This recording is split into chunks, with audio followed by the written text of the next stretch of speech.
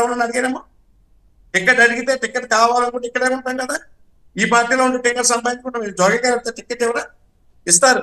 కానీ మేము ఎప్పుడు ఏ రోజు కూడా పవన్ కళ్యాణ్ గారి మీద మేము చేయవలసింది చేశాను తప్పితే మాకు టికెట్ ఇస్తారా చట్టాలు ఏ రోజు కూడా మేము కూర్చోలేదు. మా నాన్నగారు లెటర్ ద్వారా పవన్ కళ్యాణ్ గారి దృష్టికి రెండు సార్లు లెటర్ రాశారు. అన్ని పేర్లతో కూడా నా పేరు కూడా. అలాగే ఒక సందర్భంలో ఇప్పుడు ఏదైనా అవకాశం వస్తే మా అబ్బాయికి నిర్మూల టికెట్ ఇమ్మన్నా కోరారు తప్పితే అసలు నిజంగా బయటకు వచ్చేసి ఉద్దేశం ఉంటే మా నాన్నగారు రావాలి కానీ నేను రావడం ఏంటి?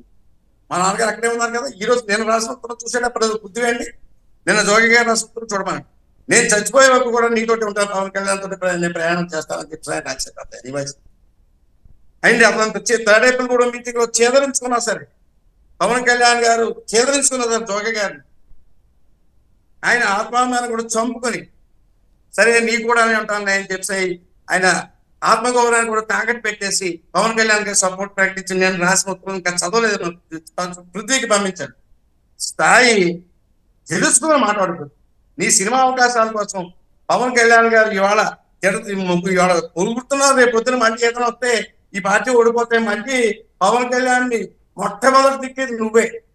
అది ఆయనకి తెలుసు, పవన్ కళ్యాణ్ గారికి తెలుసు, నాగబాబు గారికి. నువ్వు ఎక్కడ ఉంటే వాళ్ళకి బాజా కొడతావు, అక్కడి నుంచి వెళ్ళిపోతే వాళ్ళకి. నీ పరిస్థితి నీ చరిత్ర తెలియని వాడు ఎవడం లేడు.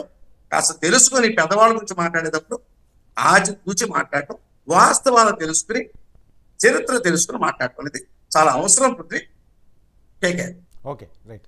విజయవాడ నుంచి మరొక కాలర్ అండి, రాజశేఖర్ గారు. రాజశేఖర్ గారు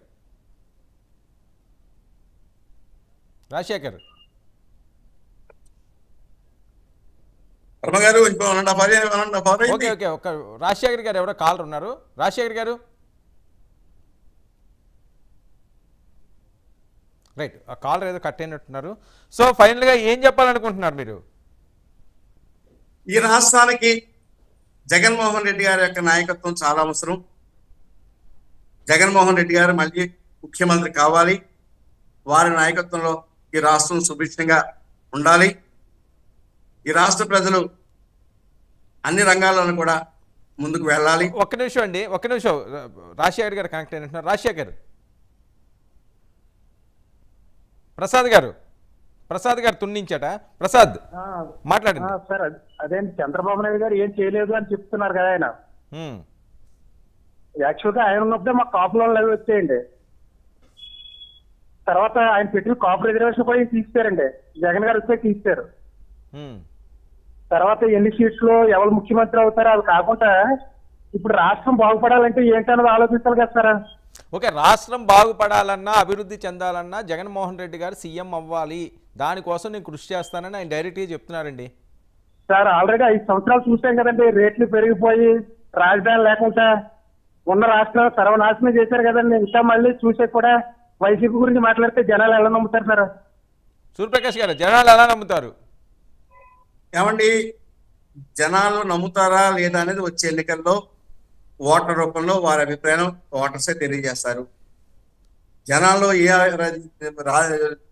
జగన్మోహన్ రెడ్డి గారి పరిపాలన ఏ రకంగా ఉందనేది రాష్ట్ర ప్రజలు ఓటర్ రూపంలో తెలియజేస్తారు. ఇది కేవలం రాష్ట్రం అంటే కాపుల యొక్క సంక్షేమం ఒకటే కాదు కదండి. కేవలం కాపులు అంటారు. కాపులు ఒక్కడే కాదు కదా. ఒక ముఖ్యమంత్రి అన్న వ్యక్తి అన్ని కులాలనే చూసుకోవాలి, అన్ని మతాలనే చూసుకోవాలి, అన్ని వర్గాలనే చూసుకోవాలి కదండి. ఆయన కాపులు కూడా చాలా రకాల స్కీమ్స్ పెట్టారు. అవన్నీ కూడా ఒకసారి చూడండి. కాపులు పెట్టిన స్కీమ్స్ లో కాపులు ఎంతమంది లబ్ధి పొందుతున్నారో, ఆడవారు కూడా కాపులకి అనేక రకాల స్కీమ్స్ లో డబ్బులు వస్తున్నాయి. అవి కూడా చూడండి. అవి వాస్తవం కాదనేది ఒకసారి మీరు గవర్నమెంట్ పోర్టల్లోకి వెళ్తే అన్ని కూడా ఉంటాయి. ప్రశ్న